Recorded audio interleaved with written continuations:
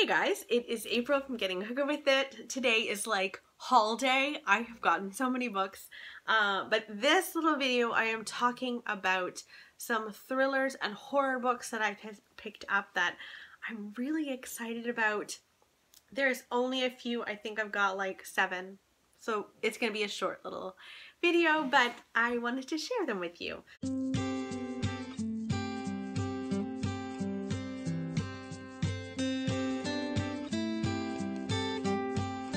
So the first is a book that's gotten a lot of hype and a lot of criticism, and I'd kind of like to see where I land on the spectrum and what I think of it. It's The River at Night by Erica Ferenick. This is about a group of women who go on this like cool ecotourism kind of trip. They go rafting together, and naturally that doesn't go well. So there's this big accident that happens that leaves them completely stranded. The first night that they're, out in the wilderness, there's this huge fire that kind of takes away everything they had that they thought might help them out. And I think it also tests their personal strength, and it also tests their friendship. I'm pretty excited about this. I am really hoping that I like it, but you know how it goes. Like, thrillers are one of those things that they can go so well or they can go bleh, so we shall see. I also picked up The Wildling Sisters by Eve Chase. Now Eve Chase also wrote Black Rabbit Hall, which I believe is retelling of Rebecca.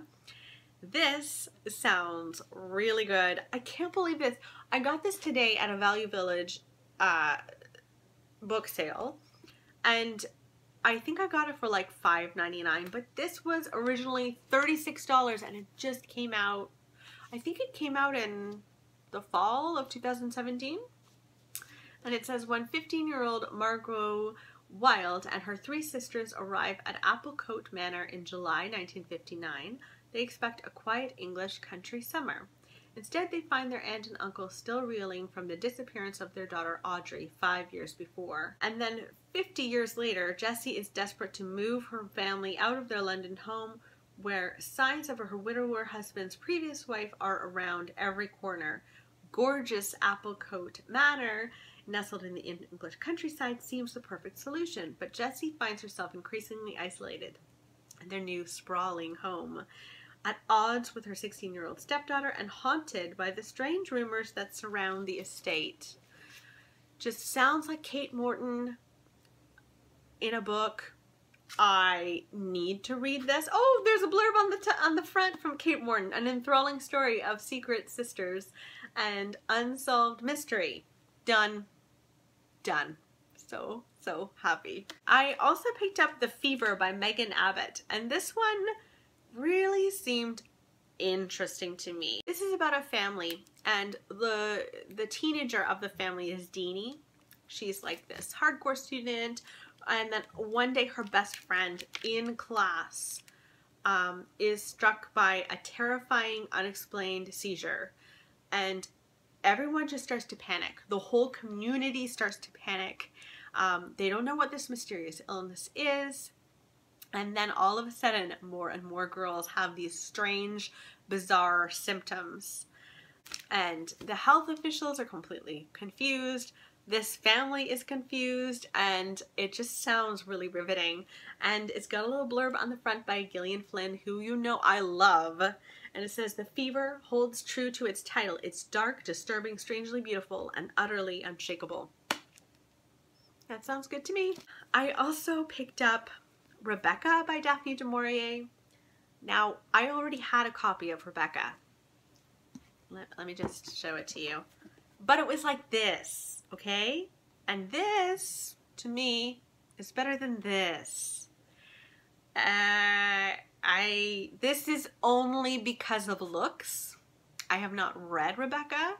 I know I'm gonna read it really soon because, I don't know, I just feel like I would really sympathize. This is about a woman who is apparently unnamed, which I think is such an interesting little a little addition to the story. She's an unnamed woman. She's working as this elderly woman's companion. She meets this very handsome man in the south of France, and he proposes to her, and so she's totally blown away and says yes. She moves to Manderley, which is an isolated Cornish estate. She doesn't know anyone. And she gets there, and in every corner of every room is the phantom of his beautiful first wife, Rebecca. And wouldn't that be upsetting? Now, I feel like, okay, so this is a thriller haul, mystery haul. I feel like most people have talked about this in terms of it being a mystery, and I'm super interested in that, but I'm also very interested in the heartbreak that you'd feel, you know, trying to go into a new life and you're always being compared to the first wife. Good or bad, that's hard. So I'm interested in this in so many different levels, and it's just pretty. It's just a prettier cover. Very, very happy for this. The last two books are like a sequel. I believe this is a whole series that I didn't know about. So this is just the first two in the series, but this is Ring. And yes, it's that Ring from, with Naomi Watts, I think, the movie, where this woman like pops in a videotape, and every time someone watches the video, which is like this horrifying thing, everyone just seems to die in a certain period of time. So creepy. So this is Ring. It's apparently quite different from the book in terms of, well, first of all, it's about a news reporter who's male, and he's the one who's trying to discover what happens. So I think it sounds very, very different. So I got Ring. And then I also picked up a Spiral, which is the second. So in this we follow a totally different character, and we follow this man whose son has drowned, and he's very devastated by that.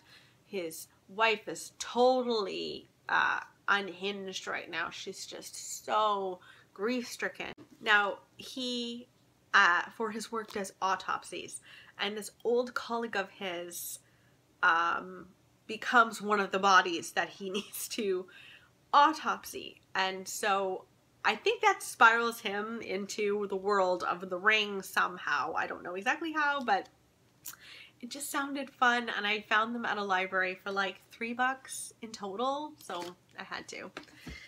So those are the thriller slash mystery books that I thought would be interesting and look really, really good.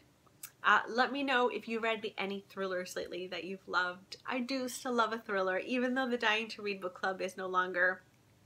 I really do love them. So let me know what you've read lately that's good, and I'll talk to you later. Bye!